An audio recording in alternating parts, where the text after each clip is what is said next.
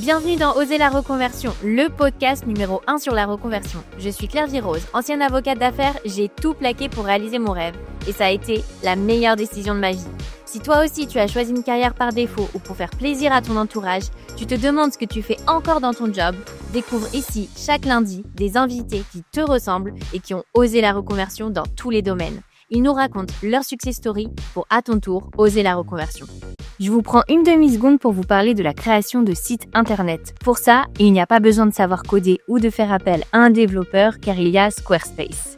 Squarespace est la plateforme de site web tout en un pour permettre aux entrepreneurs de se démarquer et de réussir en ligne et ce, quelle que soit leur activité. Le site internet, c'est central quand on se lance. C'est ce que vos clients vont voir en premier et ils vont tout de suite se faire une idée sur votre business et sur vous.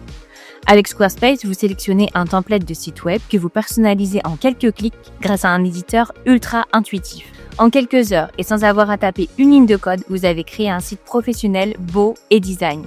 On dirait que vous avez fait appel à un développeur spécialisé. Surtout, il existe des templates vraiment pour tous les types de projets. Que ce soit pour un site de vente de produits en ligne grâce à la fonctionnalité de paiement intégrée, de formation en ligne grâce à l'intégration de vidéos derrière un paywall, un site de vente de coaching avec la fonction prise de rendez-vous intégrée, ou encore un blog, un portfolio, un site pour votre podcast avec la possibilité d'intégrer des sociaux. Squarespace, ce n'est pas seulement un éditeur de site web. Vous avez aussi un outil SEO qui peut vous aider à produire des contenus pour être visible sur Google. Vous pouvez aussi engager vos clients grâce à des campagnes d'email qui sont automatisées. Vous allez ensuite analyser toutes les données du site pour comprendre d'où viennent vos visiteurs. Il n'y a pas besoin d'être développeur, pas besoin d'être designer pour aller bosser sur Squarespace. On gagne du temps, on a un design qui nous ressemble, on a un site qui est efficace. Cette idée de business, vous l'avez en tête pour une bonne raison. C'est le moment de se lancer. Concrétisez votre projet sur squarespace.com/OLR10, Squarespace, SQUARESPACE.com/OLR10 pour essayer gratuitement Squarespace pendant 14 jours. Et ensuite, vous économisez 10% avec le code OLR10 sur votre première commande de site web ou de domaine. Je vous mets le lien dans les notes de l'épisode. squarespace.com/OLR10. Aujourd'hui, j'accueille dans Oser la reconversion Sarah Zitouni. Sarah est la plus jeune directrice de la stratégie automobile en Europe et elle a en parallèle fondé Power Ta Carrière, une plateforme dédiée à l'empowerment des femmes dans le milieu professionnel. Sarah a été nommée Femme Forbes par le magazine Forbes France l'année dernière. Après une école d'ingénieur, Sarah se dirige vers l'industrie automobile, un milieu qui la passionne depuis toute petite. D'abord chercheuse en France, elle poursuit ensuite sa carrière en Suède.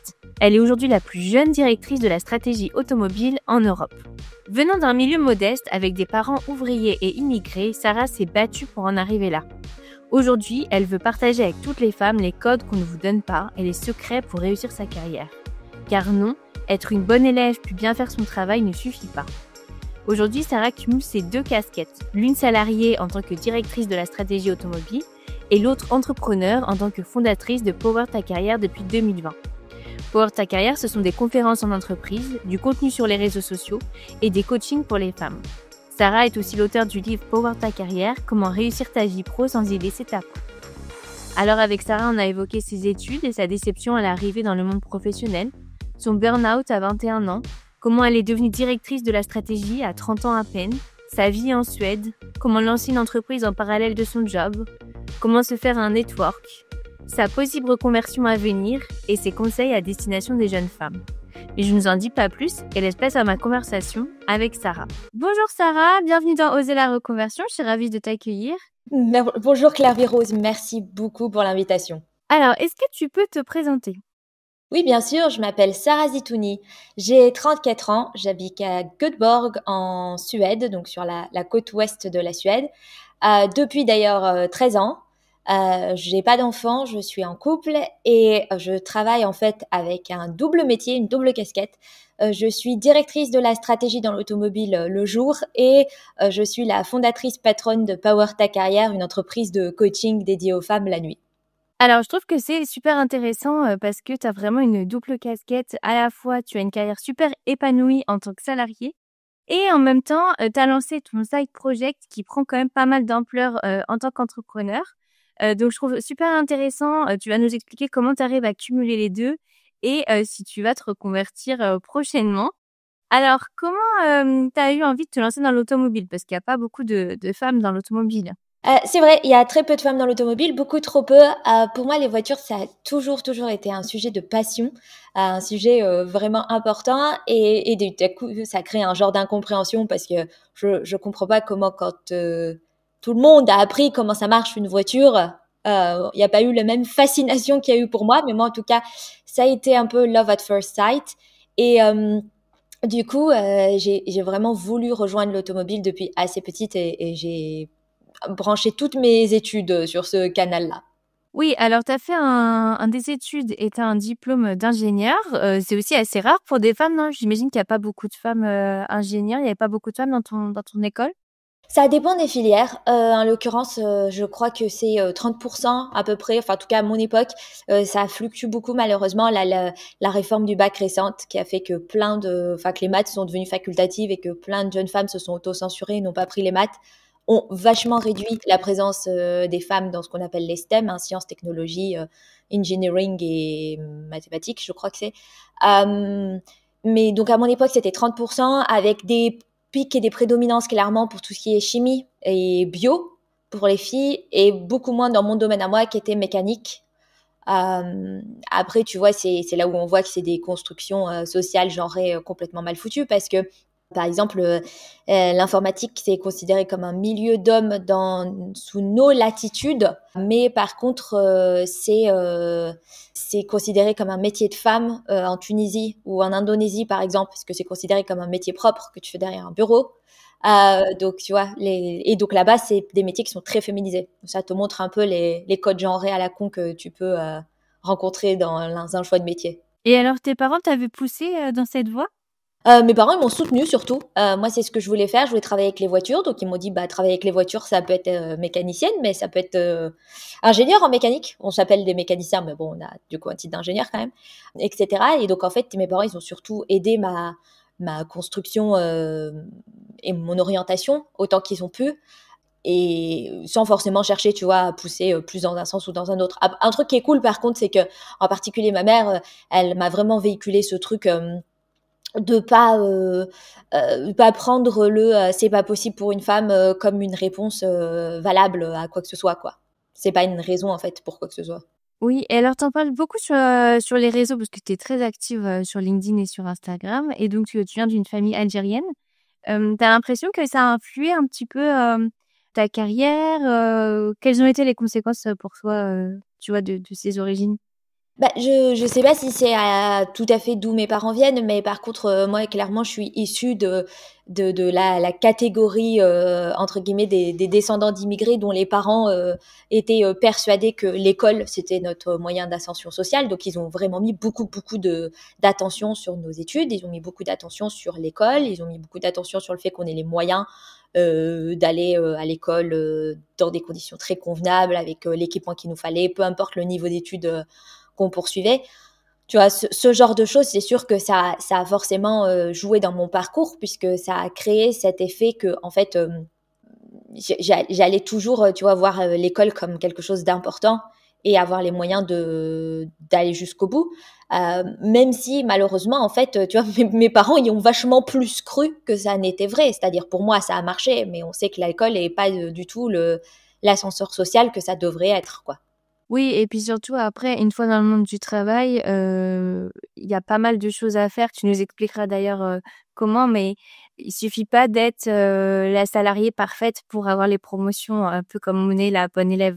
Ouais, ça c'est l'inconvénient, tu vois, du fait d'avoir grandi dans un milieu modeste, où du coup, j'ai hérité en fait de mes parents l'éthique de travail du milieu ouvrier. Pour ceux qui connaissent pas, parce qu'ils en ont pas fait partie, il y a vraiment, tu vois, cette culture très forte chez les ouvriers, en particulier chez les ouvriers migrés, tu travailles dur, tu vois, tu donnes le mieux que tu peux, hein, 110%, et en fait, ça va forcément être reconnu, ça va être légitime, ça va être bien perçu et tu vas avoir des opportunités grâce à ça en fait parce que c'est méritocratique. Et je pense que c'était déjà probablement pas aussi vrai pour eux que ceux qui croyaient, mais ça devient pas forcément les bons codes à adopter quand un, t'es cadre, ce qui est pas du tout le même milieu social, et quand deux, Les temps ont changé aussi. Tu vois, j'en parle dans mon livre Power ta carrière, comment réussir ta vie pro sans y laisser ta peau. Mais en fait, il y a moi, mon père a été ouvrier dans les travaux publics à une époque où les entreprises, elles étaient très paternalistes. Tu vois, tu avais l'arbre de Noël, les vacances au ski, les vacances l'été, tout payé par le CE et l'entreprise. Les employés qui font 25 ans de carrière au même endroit, 35 ans de carrière au même endroit, qui progressent dans l'entreprise, où tu vois, il y a une espèce de reconnaissance, quoi. On sera là pour toi, tu seras là pour nous. Il y a une espèce ouais, tu sais, à l'époque, il y a ce côté un peu, tu shake, tu vois, tu te serres la main et puis bon, bah, let's go, quoi. Et aujourd'hui, après que les cost cutters soient passés, que les exigences de rentabilité aient changé dans plein de domaines et tout, tu n'as plus beaucoup d'entreprises où ce cadre-là, il est vrai. Maintenant, tu es quand même beaucoup plus sur une relation transactionnelle du travail. Et donc, quand tu es cadre, pas comprendre ça, pas comprendre que c'est pas travailler, baisser ta tête et faire le moins de problèmes possible qui va t'apporter ta solution, parce que c'est pas ce système-là méritocratique simplement qui existe, que tu es en train de jouer avec les mauvaises règles du jeu, bah c'est compliqué et en même temps c'est indispensable quand tu les as pas au départ, ces règles. Et tout ce que tu me dis, ça me fait penser un petit peu à comment ils ont vécu ton départ en Suède. Parce que je sais que moi, mes parents, ils m'ont beaucoup aussi poussé à faire des études. Les diplômes, c'était important. C'est pour ça que je suis devenue avocate. Et il y avait un petit côté après, tu dois rendre à la France un peu, parce que les études, elles sont gratuites en France. Tu vois un petit peu ce côté-là. Tu dois rendre à la France un peu ce qu'elle t'a apporté en termes d'éducation. Comment eux, ils ont pris ton départ en Suède? Ben, c'était, pour le coup, pour nous, ça a quand même été difficile parce que quand moi j'ai rejoint mon école d'ingénieur, en fait, alors elle était gratuite parce que c'était l'INSA Lyon. Donc ça, c'est un héritage direct. Alors, on est bizarrement moins de l'État que de la vision de deux hommes en particulier, hein, le recteur Capel et Gaston Berger, qui ont fondé l'école avec cette idée qu'il y en a marre de la reproduction sociale. Donc, tu vois, ils étaient bien en avance sur leur temps. Mais mes parents, ils avaient quand même commencé déjà à voir les problèmes de reproduction sociale et les problèmes de financement des études, parce que t'as beau avoir une école qui est gratuite. Moi, j'ai dû déménager à Lyon depuis Nice, enfin Villeurbanne, et en l'occurrence, mes parents ont dû quasiment tout payer. Les bourses couvrent presque rien en fait. En France, enfin, les bourses ont pas du tout suivi le coût de la vie.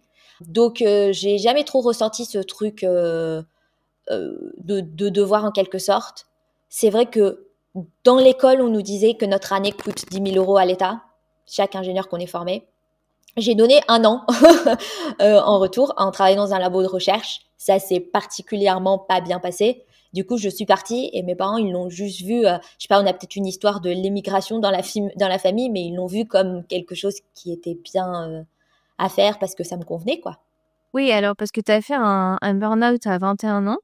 Donc c'est très jeune hein, pour faire un Oui. burn-out. J'ai aussi commencé mes études à 16 ans, donc si tu veux, j'ai un peu speedrunné le début de la carrière, on va dire. Est-ce que tu peux nous raconter un petit peu quels ont été les signes, comment ça s'est passé pour toi? Ouais, alors en fait, donc je pense que j'ai eu la chance de faire un peu une mini version, donc tant mieux pour le côté alerte entre guillemets.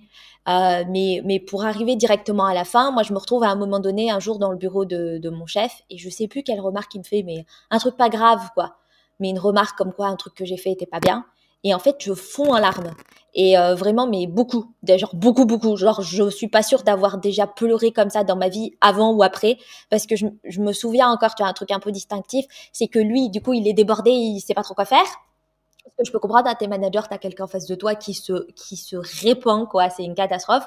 Et donc, il me donne des mouchoirs. Et tu sais, moi, je suis là en train d'essayer d'éponger mes yeux et tout. Et j'ai les mouchoirs qui me tombent en morceaux dans les mains tellement je suis en train de pleurer et tout. Et donc, il me dit, non, ben, il faut, enfin, ça va pas là. Et donc, moi, je dis, bah, je vais rentrer chez moi. Donc, je vais pour partir, en fait, pour sortir des labos, du bâtiment et rentrer chez moi. Je me fais alpaguer par un pote qui passe par là et tout, et qui me dit ça va et tout. Donc je me remets à pleurer en lui disant non, ça va pas, je me sens super mal. Et en plus, maintenant que je me suis mise à pleurer, c'est n'importe quoi, j'arrive plus à m'arrêter. Et regarde, en plus, je sais pas ce que je vais faire parce que le chef, il m'a vu comme ça, machin et tout. Et il me dit non, non, mais Sarah, si ça arrive et tout, machin, parce que lui, c'est quelqu'un qui avait mal vécu ses années prépa, tu vois. Donc il m'a dit, moi, ça m'est arrivé en prépa et tout, va chez toi, repose-toi, machin. Il propose de me déposer, je lui dis non ça va, j'habite pas loin et tout, donc je vais chez moi. Et là c'est mon second directeur de recherche qui m'appelle et qui me dit qui lui me connaît depuis ma première année de prépa et depuis, enfin, c'est des prépas intégrées à l'INSA, mais il me connaît depuis le début et il sait mon côté un peu syndrome de l'imposteur en plus qu'il a vu depuis le début. Et il me dit, je sais que quand tu vas pas bien, tu manges pas, ce qui est très vrai, hein. Moi, je perds du poids comme ça, parce que si ça va pas, je mange pas. Et il me dit, je t'invite au resto ce soir. Et je lui dis, je veux pas, je veux pas, je veux pas. Et en fait, il vient me chercher quand même, on va manger au resto. Et donc, je comprends que je vais vraiment pas bien et je passe 2 semaines chez moi un peu, genre, affalée dans le lit, à rien faire en particulier, à regarder le plafond et à me dire, merde, parce qu'en fait, une carrière, c'est 42 ans, quoi. Et je me dis, j'en peux plus, j'en peux plus de rien au bout de 6 mois, quoi. Qu'est-ce que je vais faire de ma vie, en fait? Et en fait, ça me force à reconsidérer un peu tout ce que j'ai pu penser que ça allait être très vite. Donc d'une certaine manière, c'est un peu salutaire parce qu'en fait très vite, j'ai pas les réponses tout de suite, mais en gros c'est ça qui me mène vers la compréhension de me dire, ok, le sexisme et les microagressions que je vis au quotidien, bah ça a pas de conséquences en fait, ça me ronge la tête quoi. Le truc de me dire, je j'ai pas les codes, du coup je suis à contretemps sur tout et sur plein de trucs, il faut que je comprenne c'est quoi les règles du jeu, remettre en cause ce que je disais avant, c'est-à-dire bah en fait je travaille et si le boss il crie, le boss il a raison et je pose de limite à rien et je bosse nuit et jour et je bosse les week-ends, alors en plus le monde de la recherche ça valorise vachement ça en plus, tu vois. Et du coup, je me dis, non, bah, en fait, il y a un truc à comprendre là-dedans, il y a un truc qui fonctionne pas. Oui, c'est un petit peu en fait le choc du monde du travail qui correspond pas à ce que tu t'étais imaginé. Instantanément, en fait, moi, je suis une anomalie statistique. Je me retrouve forcément toujours dans une situation où je suis l'élément hétérogène du groupe. Tu l'as dit tout à l'heure, je suis une femme, c'est un milieu d'hommes. J'arrive dans un labo de recherche en mécanique, bah, il y a presque pas d'autres femmes. Je suis super jeune à ce moment-là. Tu vois, les doctorants, les directeurs de recherche et tout sont des gens beaucoup plus âgés. Le sexisme, on imagine toujours que c'est des gens qui, tu vois, te mettent la main aux fesses ou te disent que t'as pas ta place ici. Et en fait, c'est un continuum de plein de choses qui inclut ces deux trucs-là, mais qui inclut plein d'autres trucs aussi. En l'occurrence, dans mon cas, par exemple, c'est dans le labo de recherche, ils sont tous assez proches les uns des autres. Et moi, je suis un peu indirectement exclue de cette proximité parce que ça pourrait être mal perçu que d'être proche de moi, ça pourrait être perçu comme étant romantique ou sexuel. Et du coup, bah, par défaut, en fait, ça me fout un peu à l'écart. Donc c'est pas terrible. Je pense qu'en plus après je subis des trucs qui sont pas spécifiques à moi, tu vois, en dehors du côté anomalie statistique et de pas avoir les codes.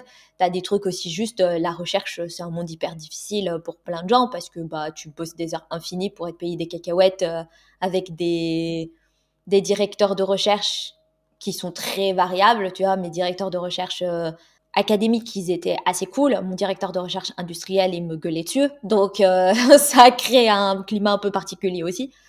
Voilà. Et en fait, si tu veux, la combinaison de tout ça, avec, comme je te disais, aucun des codes. Tu fais une école d'ingénieur, mais c'est presque, comme justement il y a beaucoup de reproduction sociale, c'est presque entendu et admis que tes parents, ils t'ont filé la partie un peu informelle du truc, quoi. Moi, j'ai des parents ouvriers, comment ça se passe la vie de cadre, c'est pas une évidence, quoi. Et alors, comment tu as choisi la Suède? Parce que c'est vrai qu'ils sont très en avance sur tout ce qui est santé mentale, égalité homme-femme. Tu l'as choisi pour ça? En fait, j'avais fait 1 an d'études en Suède pendant mon diplôme. Et sur cette année d'études, j'avais trouvé que c'était vraiment super le côté comment, en tant qu'étudiant, on était responsabilisé sur des projets, comment en fait on était traité en adulte, on était acteur de notre formation, etc. Ça avait été hyper cool. En même temps, la vie était, comme tu dis, un peu plus chill dans le sens meilleur équilibre. J'avais carrément plus de temps libre en tant qu'étudiante ici qu'en France. En plus, tu vois, je pense que c'est déjà vrai pour les étudiants suédois, mais nous, étudiants français, on avait en plus le décalage qui fait qu'on était mais en roue libre. C'est-à-dire qu'on a tellement appris à être efficace que du coup, les trucs qu'on devait faire, on les faisait en 2 temps, 3 mouvements. Et donc, on était vraiment en train de se regarder en mode, mec, faut qu'on trouve un truc à faire de notre temps, putain, parce que c'est jamais posé la question avant, quoi. Et donc, ça avait été hyper cool, j'avais vraiment bien adhéré. Quand j'étais rentrée, j'étais un peu en mode, ah putain, chiant, faut rentrer, mais bon, faut rentrer pour avoir son diplôme, quoi. Et donc après, je me suis fait engager directement au labo de recherche, qui était hyper cool parce que, encore une fois, quand tu viens d'origine modeste, t'es trop content d'avoir un taf tout de suite, quoi. Donc ça, c'est trop cool, pas le stress de chercher et tout. Mais tu vois, j'ai fini par, en gros, aller au bout de mon CDD, jamais prendre le CDI de thésard qui m'était offerte et partir en Suède, quoi. Et alors, est-ce que tu peux nous raconter un petit peu la progression de ta carrière? Parce que alors, aujourd'hui, tu es directrice de la stratégie automobile chez Europay. C'est comme ça qu'on dit Europay. Donc c'est assez incroyable parce que tu es quand même super jeune, 34 ans. Est-ce que tu peux nous raconter un petit peu, voilà, les évolutions et puis ce que tu fais aujourd'hui surtout? Ben, je suis la plus jeune directrice de la stratégie de l'automobile, hein, puisqu'en fait, ça fait déjà presque 4 ans que je suis en poste. Euh, et donc, ce qui s'est passé pour moi, c'est que j'ai appris, en fait, j'ai découvert les différents métiers en sauts successifs. Du coup, c'est un truc que je dis souvent aux gens, c'est t'as pas besoin d'avoir un plan pour ce que tu vas faire de tes prochaines 40 années devant toi, ou 30 ou 10 même. T'as besoin d'avoir le plan pour le move d'après. Et puis, si t'es un peu chaud, le move d'encore après, mais c'est même pas nécessaire. Donc, en l'occurrence, moi, j'arrive en Suède, je mets du temps à trouver du travail. Et c'est un des premiers apprentissages, c'est, ah, putain, le réseau, c'est important, en fait. C'est des trucs, ça a l'air évident dit comme ça aujourd'hui. Mais moi, je savais pas. Et en plus, c'est évident pour personne parce que il y a encore plein de gens, tu vois, qui suivent Power Ta Carrière et qui apprennent ces trucs-là via ce que je transmets. Donc, ouais, le réseau, capital pour trouver du travail. Donc, du coup, tu vois, au début, j'envoie des CV, il se passe rien. Et au bout d'un moment, je me dis, OK, putain, le hack, c'est le réseau. Donc, je commence à faire du réseau sur place, à connecter avec des gens. Je finis par me voir offrir du travail et des thèses. À l'époque, je savais pas ce que je voulais faire entre les deux. Et donc, je prends un taf dans l'automobile. Putain, trop contente. Je suis arrivée, tu sais, ça y est, je suis au sommet de l'Olympe. Je suis arrivée au bout du truc. Et en fait, en arrivant là, c'est trop cool. Je suis super contente de faire des vilebrequins. Et puis, tu sais, au bout de 2 ans, il y a rien qui ressemble plus à un vilebrequin qu'un vilebrequin. Donc, tu tournes un peu en rond.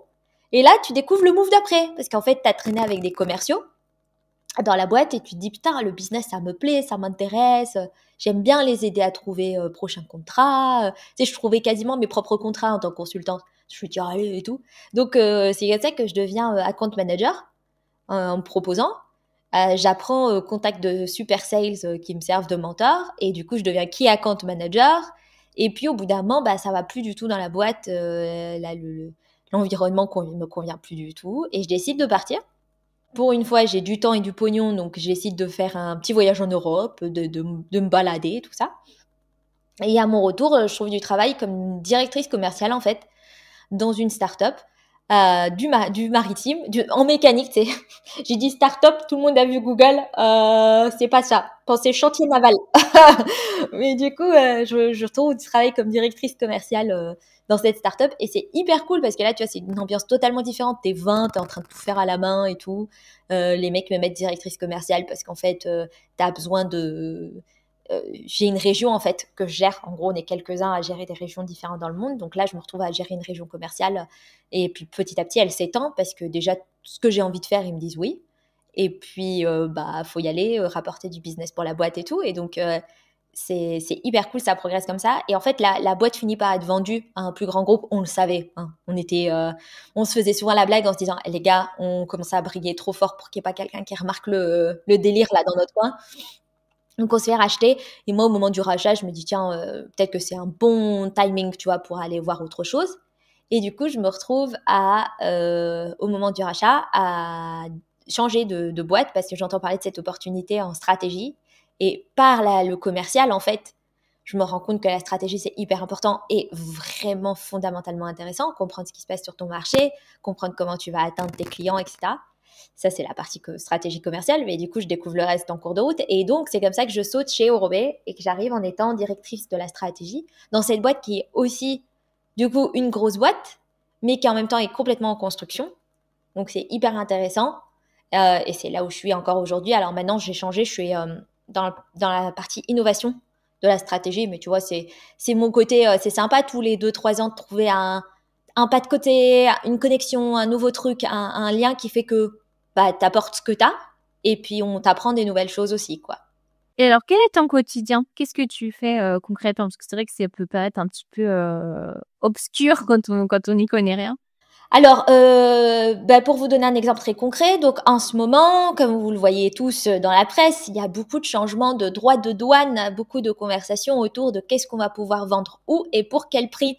Et du coup, moi, une partie de mon boulot, bah, c'est d'analyser justement à chaque fois qu'il y a un changement de régulation, quel impact ça va avoir sur nous. Et pour le coup, tu vois, tu as les trucs un peu évidents et ensuite, tu as des trucs beaucoup plus 360. C'est genre, bon, bah, maintenant qu'il y a des droits de douane dans tel pays, est-ce que moi j'ai une usine là-bas? Oui, non. Est-ce que je suis affectée? Oui, non. Est-ce que si je suis pas affectée, mes fournisseurs sont affectés?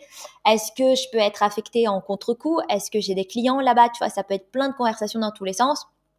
Même sujet si la guerre en Ukraine éclate. Bon, bah, nous, c'est pareil. C'est à la fois des news comme tout le monde qui nous angoissent et qui nous stressent et 2 semaines de 2 semaines de travail pour pondre un rapport sur l'impact que ça va avoir sur tout le bordel ambiant des voitures qu'on fabrique. Parce que même sans avoir la moindre activité en Russie ou en Ukraine, ça dérange tellement de trucs. Tu vois, le prix de l'électricité, par exemple, qui augmente, que nous, ça va forcément avoir un impact sur nous.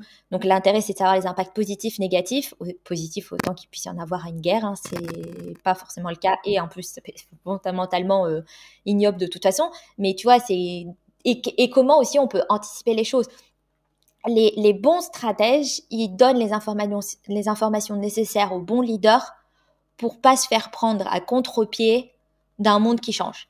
Et donc, la différence que ça fait, c'est que si un bon leader a pas les bonnes infos sur les impacts, sur les choses, par quelqu'un qui a le temps, en fait, de vraiment aller dans le fond des dossiers et de trancher fin et de regarder dans toutes les directions, eh ben, il peut se planter. Ça peut vouloir dire que notre usine, bah, en fait, on est obligé de licencier 20% du personnel, tu vois, parce qu'on s'est chié sur un truc grave, quoi. Et donc, c'est à la fois de la stratégie produit. Quelle voiture les gens vont vouloir demain? C'est quoi le moteur qu'ils veulent dedans? Quel hybride est important pour eux, etc., etc. Et puis, tu vois, comme je te disais, de géopolitique, de l'écologie, toutes ces questions-là. Ouais, c'est vrai que c'est assez incroyable parce que c'est vraiment 360 comme tu le dis. En fait, tu gères vraiment énormément de choses. C'est vraiment une stratégie globale. Et alors, comment tu as lancé Power ta carrière? Donc, tu l'as lancé en 2020. Est-ce que c'était pendant l'ennui un peu du Covid? Ben, je le vois pas tant peu. Alors, c'était pendant le Covid, mais c'était pas tant une affaire d'ennui qu'une affaire de temps pour avoir du bilan. Tu vois, moi, je vis pas mal ma vie à 150, beaucoup moins avec les années, ce qui est très cool aussi. J'ai appris à ralentir. Apprendre, tu vois, on apprend aussi, on s'assagit, on gagne en expérience. Mais en 2020, je suis encore, en plus, là, à ce moment-là, je suis commerciale. Donc, pour moi, la vie, c'est fast life, tu vois, dans un vol et dans un truc, quoi. Et donc, du coup, dans la bam Covid, donc la fast life s'arrête très, très vite. Et dans le maritime, en fait, on se retrouve même au chômage technique. Moi, à ce moment-là, je suis à 40%. On me met à bosser à 40%. Parce que dans le maritime, très bizarrement, on a eu 2 vagues, on a eu 2 phases dans le Covid. On a eu la phase du début où ça a complètement crash hyper vite, plus vite même que pour les gens qui bossaient dans les autres secteurs. Parce que je me rappelle, j'avais des potes qui allaient encore au bureau, alors que nous, c'était genre niette, chômage technique quasiment immédiatement. Parce que tristement, les marins ont encore cette réputation de véhiculer les maladies. Donc dès qu'il y a une rumeur d'épidémie, de pandémie, de whatever, c'est une population ultra stigmatisée. Donc ça veut dire que tous les bateaux se sont retrouvés bloqués au port, des équipages qui pouvaient pas descendre et tout.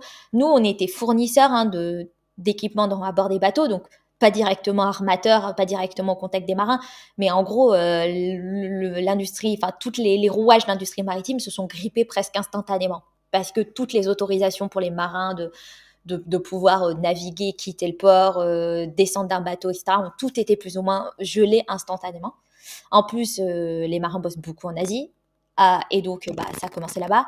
Donc, au début, 40%, rien à faire. Moi, j'ai le temps du bilan. Et je me dis, putain, je suis vraiment bien contente de ce que j'ai réussi à faire de ma carrière et de ma vie. J'ai appris plein de trucs, quand même, en chemin. Trop cool. Trucs qui étaient importants. Il doit y avoir des gamines out there qui ont 20 ans et qui savent pas. Parce que il y a des mini-mois, c'est ce que je me dis.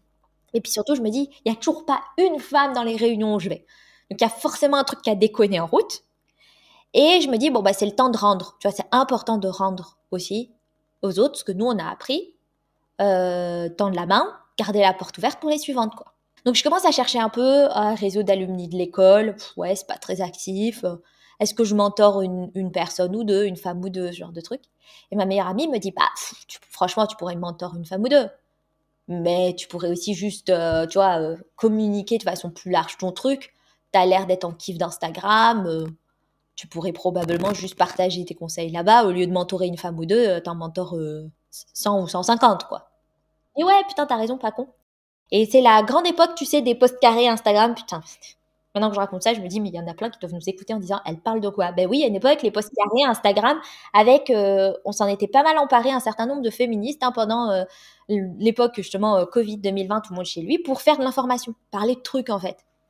En mettant du texte écrit sur des posts carrés au lieu des photos. On a détourné un peu l'usage de l'application. Donc moi, je me mets à faire ça et à partager des trucs. Genre cette histoire de J'ai envoyé des centaines de CV, c'est rien passé. J'ai commencé à réseauter, j'ai eu 5 offres. C'est le réseau, la life, quoi. Et du coup, tu as des questions. Ah ouais, mais ça se fait comment un réseau? Bon, bah, je commence à expliquer, tu vois. Et en fait, de proche en proche, je me retrouve pas à mentorer 150 personnes. Tu vois, je me retrouve à mentorer 1000 personnes, quoi. 500, 1000. Et tu vois, au bout de la première année, je dois pas être loin de 10 000 abonnés déjà. Donc, le truc prend. Le truc. Et en même temps, le maritime, je te disais, ça a fait plouf, mais ça a refait un pic pas possible derrière. Parce que quand tout le monde s'est retrouvé chez lui à commander des machins sur Amazon, nous, on s'est retrouvé à bosser plein de temps. Donc, j'ai lancé Power dans une période de creux qui a duré 3 mois. Et ensuite, j'ai tout de suite appris à la gérer en parallèle d'une période de plein. Et à ce moment-là, justement, tu t'es pas dit, bon, bah, quand ton travail a repris, tu aurais pu te dire, bon, bah voilà, j'ai fait ça un temps, j'ai assez donné, maintenant, la parenthèse est terminée, tu vois. Ouais, mais les femmes avec qui j'avais les contacts, elles étaient extraordinaires. Elles étaient incroyables, en fait. Elles méritaient de savoir ce qui se passait pour elles. Et certaines, elles te disent, putain, je viens de comprendre un truc que j'avais pas compris depuis toutes ces années. J'ai mis en place 2 semaines, tout est différent. Tu vois, tu te dis, bah oui, non, mais attends, moi, je veux qu'il y en ait d'autres. En fait, très vite, le driver, c'est presque au contraire la frustration de se dire, putain, mais il doit y en avoir qui ont besoin de savoir ça et qui le savent pas. Donc, il faut atteindre tout le monde, tu vois. C'est encore ce qui me drive aujourd'hui avec Power Ta Carrière, c'est le truc de se dire, il faut atteindre tout le monde, toutes celles qui sont susceptibles d'en avoir besoin. C'est ce que j'ai dit, toi et moi, on est les alumni de la même promotion Forbes 40. Et donc, sur la scène de Forbes, c'est ce que j'ai dit. Moi, j'ai une entreprise qui a pour objectif principal et stratégie principale sa propre disparition. Parce que le but, c'est que tout le monde sache comment s'en sortir, quelles sont les règles du jeu. Le but, c'est même que les règles du jeu changent pour être égalitaires entre les femmes et les hommes, pour juger à la compétence et pas au savoir-être prétendu selon le genre, l'origine sociale, etc. Et donc, quand on en sera là, bah moi, je ferme les portes de Power Ta Carrière et c'est bon, hein, on a plié le game, voilà, tout est bien, quoi. Et alors, justement, donc, tu as écrit un livre, Power Ta Carrière, comment réussir ta vie pro sans y lisser ta peau. Alors, tu nous parles pas mal de réseaux, mais est-ce que tu peux nous donner peut-être 2, 3 conseils pour se lancer avant, bien sûr, d'aller lire plus en profondeur ton livre? Je le mets en vidéo pour celles qui voient la vidéo, mais parce qu'en plus, je kiffe trop. Il est violet et doré. Voilà, hop. C'est celui que vous repérez dans les librairies parce qu'il brille. Alors, il y a l'histoire du réseau qui est capital. Je pense qu'un autre élément qui est capital aussi et dont on parle trop peu, il y a un gatekeeping de malade sur ce truc, c'est il faut absolument faire presque plus de faire savoir que de savoir faire. C'est-à-dire que il y a plein de femmes qui nous écoutent ou qu'on connaît tous et toutes qui travaillent très bien et qui comprennent jamais pourquoi elles n'ont pas les résultats de leur travail. Et une des réponses, pas l'unique, mais une des réponses de ça très souvent, c'est elles se sont tellement concentrées sur le savoir-faire, faire des trucs bien, les faire jusqu'au bout, même la team perfectionniste, qu'elles gardent aucun temps pour faire savoir ce qu'elles ont fait. Et donc, tu peux te retrouver dans les situations critiques. Tu vois, je vais te prendre l'exemple le plus extrême, mais nous, on avait une assistante pour les commerciaux qui faisait plein de trucs pour nous, des trucs qu'on savait et des trucs qu'on savait pas, des trucs que ceux qui prêtaient attention avaient vus et des trucs que même ceux qui prêtaient attention n'avaient pas vus. Et le jour où elle nous fait un AVC au bureau, et donc on appelle l'ambulance et elle part avec l'ambulance, le lendemain, il commence à y avoir des trucs qui chiaient au bureau instantanément. Une semaine plus tard, c'était le bordel à tous les niveaux. Et en fait, on n'avait pas conscience de à quel point notre bureau il marchait et tenait, parce que cette femme, elle était dévouée et elle faisait plein de trucs un peu en loose day, comme ça, à droite, à gauche. Mais ça passe par des trucs aussi cons que quand l'imprimante a planté, on savait pas qui appeler. Le café qui apparaissait, tu vois, magiquement en mode, je me rappelle un collègue qui dit, on doit avoir un abonnement pour ça, en fait. Et du coup, les capsules arrivent à phase régulière. Mais non, elle passe une commande, il n'y a pas d'abonnement en fait. Et des trucs comme ça, comme plein d'autres choses plus graves. Mais du coup, tu as plein de trucs qui sont mis à chier et on s'est rendu compte qu'en fait, on ne savait pas ce qu'elle faisait au quotidien, mais qu'elle faisait un paquet de trucs. Et c'est vrai pour plein de femmes en fait. Donc, passer du temps à faire savoir à son chef, à minima à son chef, ce qu'on fait, c'est capital pour ta future promotion, c'est capital pour ta revalorisation de salaire, c'est capital pour la reconnaissance que tu espères obtenir. Et c'est un truc qu'on dit pas assez parce que, encore une fois, on peut croire que de faire les choses, ça suffit. Alors qu'en plus, la nature déteste le vide. Donc, si toi, tu fais pas savoir ce que tu fais, t'as même la probabilité que quelqu'un d'autre soit susceptible de s'être approprié tes succès et qu'on les ait pas du tout pointés vers la bonne personne, quoi.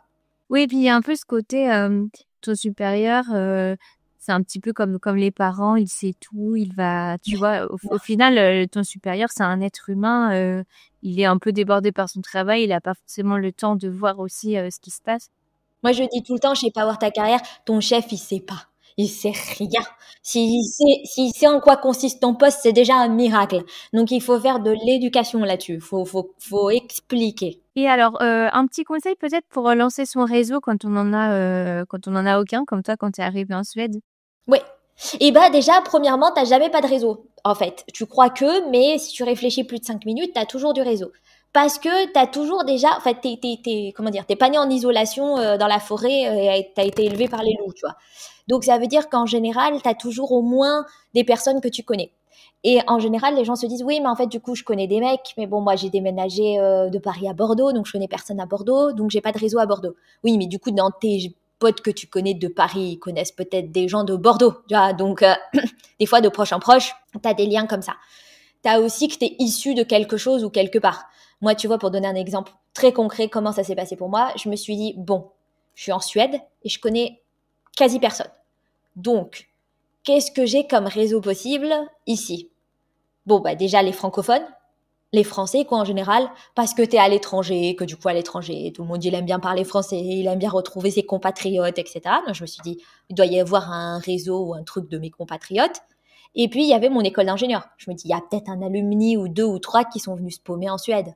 Et donc en partant de là, ben, en fait tu commences à croiser des gens qui ont, c'est ça qui est le plus important dans ton réseau, c'est que les gens il faut qu'ils aient une forme de sympathie pour toi, soit parce qu'ils te connaissent et qu'ils t'aiment bien, soit parce qu'ils te connaissent pas, mais que vous avez un point commun qui font qu'ils ont une petite sympathie pour toi. T'es supportrice du FC Nantes. Si tu trouves des supporters du FC Nantes avec toi au fin fond de l'Australie, vous avez une petite sympathie commune. Donc, si t'as une sympathie commune comme ça, bah, les gens, ils vont te parler, tu vois. J'appelle une fois un alumni de l'INSA Lyon qui est à Stockholm. Et quand le mec décroche, il me dit allô, qu'est-ce qui se passe, tu vois? Et je lui dis tout de suite, bah bonjour, je m'appelle Sarah, je suis diplômée INSA Lyon Promo 51, je viens d'arriver en Suède et j'espérais parler à quelqu'un qui était installé ici, qui soit un fellow alumni, quoi. Et le mec, il est instantanément sympa au téléphone. Tu vois, tout de suite, il est en mode sympa, Promo 51, oh là là, c'est vachement plus après moi, ça, hein, bah, moi je suis sortie pour l'année. Parce que les gens, ils ont un bon souvenir de leur école, alors du coup, il y a le côté c'est sympa, on rigolait bien et tout, qu'est-ce que je peux faire pour toi? Et tu vois, c'est des trucs, ça peut changer ton game très vite, quoi. Donc, on n'a pas.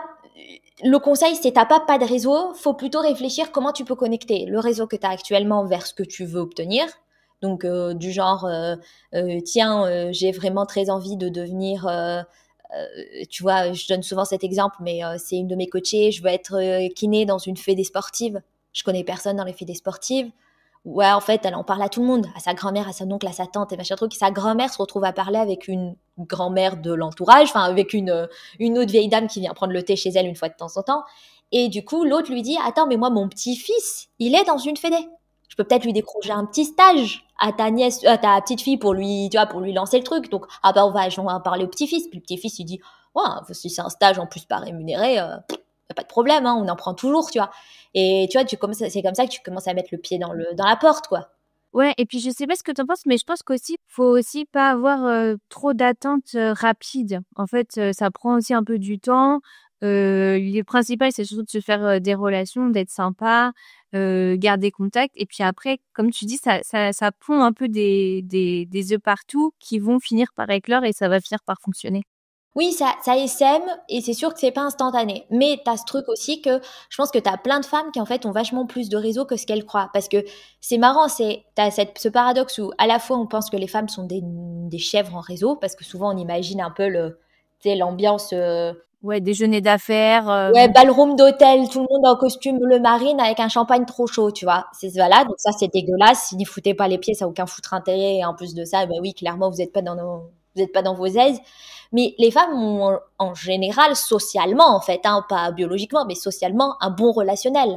Elles aident les autres, elles sont toujours là pour filer un coup de pouce, tu peux compter sur elles, etc. Et ça, c'est plutôt en général une bonne base pour un réseau. Parce que si tout le monde a pu compter sur toi à un moment donné ou à un autre pour que tu leur files un coup de pouce, bah, c'est pas une mauvaise idée de les rappeler pour leur dire que toi aussi, tu as besoin d'aide. Si toi, ça t'a fait plaisir d'aider les autres, il faut pas priver les autres de le plaisir de t'aider en retour et d'avoir l'impression qu'ils peuvent aussi faire quelque chose pour toi. En fait, des fois, il y a un petit problème à demander aussi ou à faire savoir. Ah merde, je suis au chômage, ça craint, je vais pas le dire à mes proches. Non, sauf que si tu le dis, il y a peut-être quelqu'un qui va pouvoir te dire, ouais, ben, il y a machin qui cherche, quoi. Oui, c'est vrai. En tout cas, ce sont de super conseils. Alors aujourd'hui, tu as quand même pas mal d'activités avec Power Ta Carrière parce que tu donnes des conférences. Tu fais aussi du coaching pour les femmes et tu as écrit un livre. Alors, est-ce que peut-être tu peux nous présenter un petit peu tout ce que tu fais et puis aussi tout coaching pour les auditrices qui voudraient te suivre? Alors, Power Ta Carrière, l'idée, c'est d'aider les femmes à s'épanouir dans le monde du travail tel qu'il est aujourd'hui. On va pas attendre le grand soir et la révolution de l'égalité. Je veux que ce soit possible tout de suite, que les choses se passent mieux pour les femmes. Et du coup, c'est ce qui drive en fait les choix qu'on fait dans l'entreprise. Donc, une des choses qui est un peu centrale à l'heure actuelle, c'est qu'on propose des formations en asynchrone que tu suis à la vitesse que tu veux, qui sont toutes de, en gros, 2 heures et qui permettent d'avoir les conseils pragmatiques à mettre en application immédiatement dans un domaine. Pour donner un exemple, on a une formation qui s'appelle Power Ta Nego. Le principe de Power Ta Nego, c'est tu as 2 heures pour apprendre toutes les techniques que moi, je connais en ayant été directrice commerciale, en ayant négocié des contrats à plusieurs millions et en ayant aussi négocié mon salaire pendant 13 ans avec succès. Qu'est-ce que tu peux apprendre comme méthode concrète pour préparer, mener et conclure une négociation avec succès? Tu as 2 heures et tu as tous les outils qu'il te faut. On fait pas de théorie, on fait que du pragmatique. Et du coup, ça veut dire que, tu vois, pour certaines femmes, bah, elles l'achètent le vendredi, elles la suivent le week-end, elles vont négocier le lundi. Et pour certaines femmes qui sont plus occupées, etc., elles la voient par petits bouts de 15 minutes toutes les semaines et elles sont prêtes dans un mois, tu vois. Donc, on a Power Ta Nego, Power Ton Network, dont on a parlé, toi et moi, ensemble, Claire Virose, là, dans cet épisode, comment tu fais exactement le détail de justement enrichir ton réseau, recréer ton réseau, activer ton réseau, etc. Le CV, un de nos best-sellers, parce que c'est pareil, c'est comment tu fais pour faire le dernier CV de ta vie, ok? Après, tu n'auras plus qu'à faire des petites modifs par-ci, par-là, rajouter des trucs frais quand tu auras fait des nouveaux trucs, mais fini de se reprendre la tête systématiquement. Le dernier CV de ta vie, qui bâme les recruteurs. On l'a fait tester en plus par différents recruteurs et systématiquement ils disent oui, c'est ça qu'on a comme attente pour comprendre ce que les gens ont fait. Et power tes entretiens aussi et ta lettre de motivation. Donc comme ça, tu es armé pour trouver un travail, négocier ton salaire et ensuite plus jamais avoir de soucis et t'épanouir de boulot en boulot à chaque fois que tu voudras changer. Ça, c'est vraiment le cœur de ce qu'on fait. À côté de ça, je propose des conférences en entreprise pour sensibiliser justement et changer les règles du jeu autour de ces questions d'égalité femmes-hommes. Et la petite astuce, entre guillemets, c'est que je pars de mon parcours d'anomalie statistique pour expliquer comment on peut étendre ça à un maximum de personnes. Le but étant que tout ce qui est beaucoup plus, tu vois, personnel et inspiré qui donne de l'inspiration, a tendance à être mieux perçu par tout le monde, par les managers comme les employés, les hommes comme les femmes, etc. C'est toujours le côté, tu vois, chez Power, on essaye d'être pragmatique et d'avoir ce côté, on met le pied dans la porte et on fait avancer les changements. Donc ça, c'est mes activités principales. Et comme tu l'as dit, il est sorti il y a 1 an, mais il est encore disponible dans toutes les librairies. Tu as mon livre, Power Ta Carrière, comment réussir ta vie pro sans y laisser ta peau, qui a pour objectif, de commencer. Alors évidemment, en 200 et quelques pages, on ne pouvait pas couvrir tous les sujets, mais tu as l'objectif là-dedans de pouvoir commencer à couvrir certains points pragmatiques, de donner tes premiers exercices pour te donner envie justement, aussi de passer à l'action, de passer de ce mode merde, la vie, ça m'arrive et putain, c'est super dur à ok, mais je crois que je peux hacker des petits trucs à droite à gauche, quoi. Oui, commencer peut-être à faire un bilan de ce que tu peux faire déjà par toi-même avant de se lancer peut-être dans une formation. Et faire des choses par soi-même, hein, parce qu'il y a des vraies recommandations dans le livre sur ce que tu peux faire par toi-même tout de suite, hein, parce que ça donne confiance aussi d'avoir ses premiers résultats. Oui, et puis c'est vrai que rien qu'en en discutant avec toi, en fait, ça te donne des idées de plein de choses que tu peux mettre en action tout de suite. Et alors, c'est assez impressionnant hein, tout ce que tu fais. En plus, on oublierait presque que tu es en plus salarié. Comment tu fais pour conjuguer ta vie de directrice et ta vie de directrice de Power Ta Carrière? Est-ce que tu as une équipe pour t'aider? Est-ce que c'est possible de concilier les deux? Est-ce que tu dois continuer à concilier les deux pendant un moment? Alors, en l'occurrence, pour répondre dans l'ordre à tes questions, je suis directrice de la stratégie à 80%. Ça, c'est un changement qui est arrivé dans ma vie il y a 2 ans, je crois, et qui, évidemment, c'est hyper important pour moi de le communiquer, qu'il n'y ait pas des gens là qui nous écoutent et qui se fassent des idées pas possibles, tu vois. Parce que je veux pas du tout donner cette impression non plus. De surhumaine un peu. Ouais, exact. Je trouve que ça serait très, très délétère d'aller expliquer que, en gros, t'inquiète, c'est magique, tu vois. Donc, c'est pas magique. Je suis à 80%, ça aide. Ça veut dire que j'ai les vendredis qui peuvent être dédiés à Power Ta Carrière, et ça, c'est un vrai soutien. L'autre aspect hyper important aussi, c'est que aujourd'hui, j'ai une équipe. J'ai une OBM, hein, comme on appelle ça, donc une bras droit, en gros, opérationnel dans mon entreprise. J'ai aussi quelqu'un qui gère ma stratégie pour LinkedIn et quelqu'un qui gère ma stratégie pour Instagram. À côté de ça, la réponse, c'est pas de se dire, en fait, il faut l'équipe et il faut le 80% pour y arriver. La vérité, c'est que j'ai pas eu ça pendant longtemps. Et que ce qui fonctionne vraiment et ce qui est très utile dans le fait d'être salariée entrepreneuse, c'est cette dimension que tu vas être obligée d'être efficace dans les deux. Et ce que je veux dire par efficacité, c'est pas pour dire à celles qui nous écoutent qu'elles sont inefficaces dans leur vie, c'est pas ça le problème. C'est que par exemple, tu vois, pendant des années, j'ai expliqué à plein de femmes qu'il faut que tu comptes tes heures en tant que salarié. T'as pas le choix, tu comptes tes heures, c'est tout, c'est comme ça. Tu fais pas du bénévolat pour ton patron, donc tu fais pas au-delà de tes 40 heures. Et quand t'as en plus un projet que tu veux driver, quel qu'il soit, hein, c'est-à-dire ça peut être, si j'en sais rien, si tu coaches l'équipe de gymnastique de ton fils, ou que tu coaches l'équipe de handball de ta fille, c'est pas un projet rémunérateur, hein, c'est associatif, mais tu vois, t'es obligé de sortir du taf à l'heure pour aller être le coach de l'équipe de ta fille. Dans tous les cas, ça vaut le coup d'avoir un projet à côté parce que ça aide à impliquer ce truc, ce genre de limite, ça aide à poser ce genre de limite pour compter tes heures. Moi, c'est forcément quelque chose que j'ai mis en place très vite dans mon salariat pour avoir de la place pour Power. Sinon, je dors pas la nuit, tu vois. À côté de ça, tu as aussi dans l'autre sens, dans ton entrepreneuriat, on en a croisé, toi et moi, Claire Vérose, hein, des entrepreneurs qui faisaient beaucoup de choses, un peu dans tous les sens, jamais trop jusqu'au bout. Y compris des trucs qui n'étaient pas forcément ultra utiles, comme changer son identité visuelle tous les 2 ans, tu vois.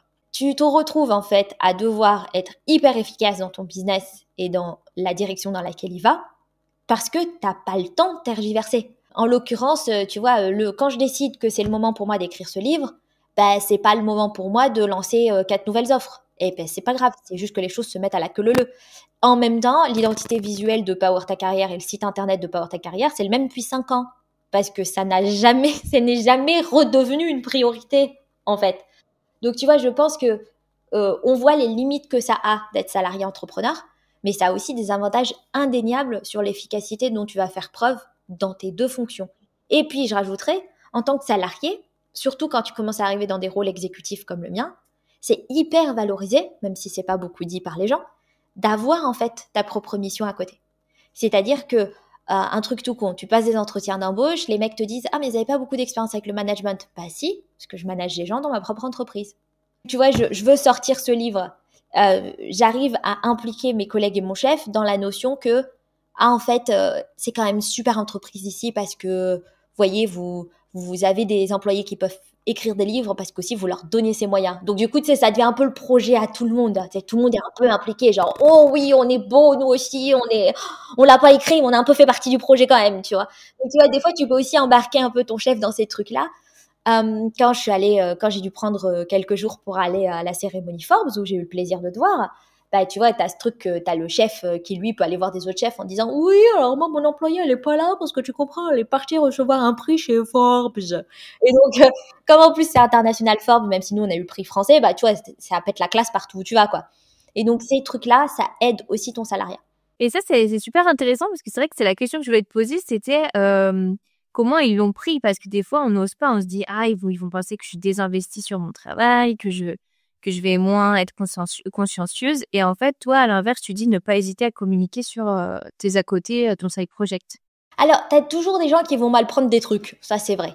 Mais un truc qu'on dit aussi très souvent chez Power Ta Carrière, c'est pour ça qu'on est connu, enfin moi je suis assez connue sur Instagram pour mes punchlines, et notamment les punchlines, on imagine toujours que c'est hyper négatif et c'est un clash de rap, mais là c'est plutôt le contraire, c'est comment tu dis un truc, comment tu dis merde à ton chef sans te faire envoyer chez les RH. En fait, c'est toujours une question de comment tu présentes les choses. C'est-à-dire que ils vont peut-être partir du principe que ça veut dire que tu es désengagé. Mais toi, tu peux aussi présenter les choses très différemment. En l'occurrence, moi, par exemple, pour avoir le droit de passer à 80% pour écrire mon livre, j'ai expliqué, et du coup, pour garder le 80% plus tard, j'ai expliqué à tout le monde que fallait le voir un peu comme mon congé parental. Moi aussi, j'allais avoir un babe, et le babe, c'était le petit livre, tu vois. Et que je serais très contente de leur présenter le babe à la fin. Donc, si tu veux, j'ai utilisé une plateforme qui existe déjà en Suède, qui est le congé parental et le fait que j'ai des collègues à 80% pour cette raison, pour essayer d'expliquer que mon projet avait de l'importance. Et dans la même manière, tu essayes aussi, comme je te dis, de partager un peu tes victoires. Les Anglais disent tu partages ton clout, tu sais, ta fame un peu avec les autres, pour que les autres ils se sentent aussi impliqués dans ton projet. C'est moins facile de buter un truc ou de prendre de travers un truc dans lequel tu as un peu part. Et ton chef, il peut avoir part à ça en étant le chef de quelqu'un qui fait des trucs cool. Donc tu le laisses, toi, partir un peu avec un bout de ta gloria, là, de ton auréole, pour qu'il soit content. Un des trucs, par contre, qui est possible, en effet, c'est que tu peux te retrouver avec certains collègues jaloux. Moi, je sais que quand j'ai commencé à poster plus sur LinkedIn, il y a des collègues qui ont commencé à faire des histoires. Mais bizarrement, tu peux aussi le voir qu'ils font des histoires parce que ça marche. Ils font des histoires parce qu'ils savent pertinemment que avoir une présence LinkedIn, même pour une salariée, c'est important, ça te distingue, ça va t'aider pour tes futures recherches d'emploi, etc. Donc, j'ai toujours trouvé que quand il y avait un peu trop de mecs qui faisaient autour d'un truc, c'est qu'en général, tu avais mis le doigt sur quelque chose d'important, quoi. Oui, oui, ça c'est très vrai. En général, quand les personnes commencent à être jalouses, c'est que tu fais quelque chose de bien et que tu es en train de réussir. Alors, tu nous as donné pas mal de conseils déjà, même beaucoup, hein. Mais la dernière question de ce podcast, la question traditionnelle, c'est quel est le meilleur conseil qu'on t'ait déjà donné? Alors, est-ce que tu as un dernier conseil, peut-être le meilleur conseil à partager? Ouais, alors j'ai fait un truc un peu fifou et j'ai eu une réponse complètement folle à une époque. Moi, j'ai fait des études d'ingénieur, comme on disait tout à l'heure. Un truc qu'on n'a pas dit, c'est que j'ai fait théâtre-études en parallèle. Donc, j'ai fait des études de théâtre en même temps que mes études d'ingénieur. C'était un programme qui était proposé à l'INSA Lyon. Et donc là-dedans, à un moment, je décide de monter une pièce de théâtre. La meuf, à l'époque, ne dormait vraiment pas la nuit. Là, pour le coup, je vous le recommande pas. Je vous le recommande pas. C'est vraiment mon époque à 5 heures par nuit. Donc, je me retrouve cette année-là à suivre des études de théâtre, suivre des études d'ingénieur, jouer dans une pièce dans le cadre de mes études de théâtre et monter une pièce dans le cadre du théâtre associatif pour moi avoir ma propre mise en scène. Et avant de me lancer, je prends un coup de flip et j'écris une lettre, truc débile, voilà, truc improbable. J'écris une lettre à Peter Brook, grand metteur en scène de théâtre, qui est décédé aujourd'hui, paix à son âme, et qui à l'époque est le metteur en scène résident du théâtre des Bouffes du Nord. Et je me dis, je m'en fous, je lui écris que je suis en panique, que je suis une jeune metteuse en scène, que je sais pas ce que je fais et que je veux un conseil. Le mec me répond, conseil qui est valable partout dans la vie.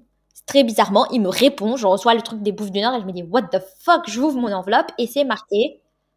C'est super, on aime beaucoup c'est super qu'il y ait des jeunes qui se lancent, bravo à toi, c'est génial, machin et tout. Et à la fin, il y a une phrase et il met, comme on dit chez moi, parce que le mec est britannique, mais il écrit en français, et il dit, comme on dit chez moi, shoot first, ask question afterwards. Fonce, tu poseras des questions plus tard. Et en fait, ça a relativement drivé toute ma vie, même quand je m'en suis pas rappelé. Le mec a posé une espèce d'étincelle de franchement, vaut mieux faire des conneries et voir plus tard comment on va se démerder du truc. Tu vas même pas voir ta carrière, tu commences et tu vois comment tu te démarres plus tard. Oui, et puis tu trouveras toujours des solutions en fait. Donc faut pas et puis tu sais jamais de ce qui peut se passer, donc ça sert à rien de trop anticiper, faut se lancer et puis on voit après. Ouais, et en fait, c'est très très rare qu'il y ait une conséquence dévastatrice à ce conseil. En général, ça marche. Tu tentes un truc et d'une manière ou d'une autre, ça fonctionne. D'une manière ou d'une autre, tu trouves une solution. Et en plus, ça t'emmène vers d'autres conseils hyper concrets de penser ça. C'est-à-dire, ça m'a amené vers cet autre conseil qui était de dire, t'as des craintes, ok, essaye de voir si tu peux pas les transformer en des questions qui peuvent trouver des réponses. Oh merde, je sais pas comment créer mon side business, c'est hyper flippant, j'ai peur de faire un burn-out. Ok, est-ce qu'il peut y avoir une question ouverte qui répond à cette crainte? Par exemple, c'est comment on peut faire pour avoir un side business et un salariat sans être en train de péter des câbles et de se cramer complètement. Bon, bah maintenant, tu as ta question, c'est déjà plus une crainte. Donc, ça veut dire question égale, il doit y avoir des réponses quelque part. C'est peut-être mon côté ingénieur, mais tu vois. Et du coup, les réponses, ça peut être, bah, faut que je trouve des gens qui l'ont fait et voir qu'est-ce qu'ils ont à me dire sur le truc. Faut que je trouve un programme qui accompagne ces gens-là en particulier. Faut que je commence petit. Tu vois, il peut y avoir plein de réponses. Mais en fait, une fois que tu as une question, c'est déjà plus une peur irrationnelle et tu as déjà des pistes de réponses possibles. Oui, puis une fois qu'on se lance, on a déjà moins peur parce qu'on est dans l'action et ça semble moins une montagne à franchir. Un grand merci, Sarah, pour tous tes conseils. Je mettrai tes réseaux pour les auditeurs, les auditrices qui voudraient te suivre. Merci beaucoup pour tout ce que tu as partagé. Merci à toi, Claire Virose, pour l'invitation. Si vous avez aimé l'épisode, abonnez-vous et laissez-moi un commentaire si vous écoutez l'épisode sur YouTube. Et si vous écoutez l'épisode sur Apple Podcasts, Spotify ou Deezer, abonnez-vous et laissez une note 5 étoiles et un avis. C'est ce qui donne le plus de visibilité à ce podcast. N'hésitez pas à en parler autour de vous et à partager l'épisode sur les réseaux sociaux pour aider un plus grand nombre à oser la reconversion. Si vous souhaitez suivre les dernières actualités du podcast, rendez-vous sur notre compte Instagram @oserlareconversion et pour prolonger la discussion, rendez-vous sur notre groupe Facebook dédié aux auditeurs. Ensuite, si vous cherchez toutes les notes avec les références, allez dans le détail du podcast. Si vous souhaitez devenir annonceur, me proposer un invité ou me poser des questions, je serai ravie d'y répondre par mail à l'adresse partenariat@oserlareconversion.com.